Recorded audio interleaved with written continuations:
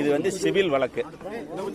Civil வழக்கு 3 மாசத்துக்கு முன்ன நடந்ததாக சொல்லி ஒரு எஃப்ஐஆரை போட்டு, அது ஒரு எஃப்ஐஆர்ல 2 எஃப்ஐஆர் போட்டு இதை கிரிமினல் கேஸ் ஆக்கி உள்ள வைக்கணுங்கிறது ஒரு அரசியல் பழிவாங்கும் எண்ணத்தோட நடந்த கேஸ் இது.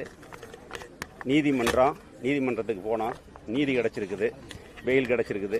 கண்டிப்பா இந்த கேஸ்ல நாங்க ஜெயிப்போம். இதுக்கு முன்ன எனக்கு எங்கிட்ட கேஸ் கிடையாது, அரசியல் கேஸ் தான். இந்த 3 வருஷத்துல மட்டும் என் மேல இதோட 31 கேஸ் போட்டிருக்காங்க. 31 கேஸ் போட்டிருக்காங்க. அதனால இந்த கேஸெல்லாம் பத்தி நாங்க பயப்படுறதில்ல. எங்களுடைய பொதுச் செயலாளர் அண்ணன் எடப்பாடியார் சொன்னது மாதிரி எத்தனையோ இருக்குது, அதையெல்லாம் விட்டுட்டு இந்த கையாளாகாத திமுக அரசு பழிவாங்க நடவடிக்கை தான். கரூர் இருக்கக்கூடிய திமுக யார் உங்களுக்கு தெரியும். அவங்களுடைய தூண்டுதலின் பேர்ல போடப்பட்ட வழக்கு நீதிமன்றத்தில் சரியான எங்களுக்கு நீதி கிடைச்சிருக்குது. கண்டிப்பா அது நீதிமன்றத்தில் சந்திச்சு இந்த வழக்கிலிருந்து வெளியில் வருவோம். இல்ல, அன்னைக்கு வர்றோம்னு சொல்லியிருந்தாரு.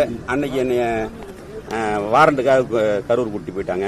இப்ப வந்து இது நடந்துகிட்டு இருக்குது, நம்ம பார்லிமெண்ட் தொகுதி சம்பந்தமான ஆலோசனை கூட்டம் நடந்துகிட்டு இருக்குது. அன்னைக்கு என்ன இவங்கெல்லாம் வந்தாங்க, தங்கமணி என்ன, சிபி சண்முகம், ஒரு பரஞ்சோதி, இவங்கெல்லாம் வெளியில் இருந்தாங்க, உள்ள வர முடியல. கட்சியில எனக்கு ஆதரவு கொடுத்த நிர்வாகிகளுக்கும் மற்றும் குறிப்பா வழக்கறிஞர்களுக்கும் என் சார்பா மனமார்ந்த நன்றி. அதனால இதை கண்டுலாம் நாங்கள் பயப்பட மாட்டோம். இதை வச்சு மிரட்டி கட்சிக்காரங்களை பயமுறுத்தலாம்னு நினைக்கிறதெல்லாம் நடக்காது.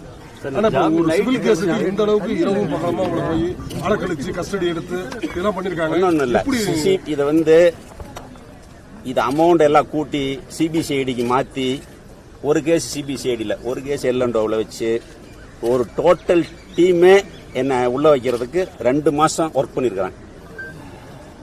அதுதான் உங்களுக்கு தெரியல.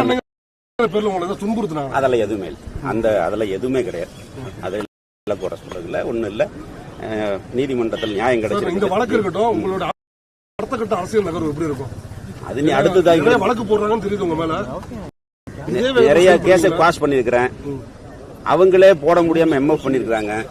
இன்னும் கொஞ்சம் கேஸ் இருக்குது. எல்லாமே இந்த கேஸ் தான், கட்சி கேஸ் தான், வேற ஒன்றும் கிடையாது. நீ அடுத்தது சட்டமன்ற தேர்தல் சம்பந்தமான வேலைகள். இந்த கேஸ்ல என்ன மட்டும் இல்லை, கட்சிக்காரங்கள, என் ஆபீஸ்ல வேலை செய்யறவங்க, கூட பழகுறவங்க எல்லாத்தையும் டிஸ்டர்ப் பண்ணிட்டாங்க. இதுக்கு மேல ஒன்றும் இல்லை. நாங்கள் நிறைய பார்த்துட்டோம். இது ஒன்றும் எங்களுக்கு புதுசுலாம் இல்லை. ஆனா ஓராண்டுகளுக்கு மேல இன்னமும் வந்து செந்தில் பாலாஜி வெளில வர முடியல. அதற்காக உங்களை வந்து இந்த மாதிரி பலமா இருக்கீங்க. இல்ல, அதை பத்தி நான் கருத்து சொல்ல விரும்பல.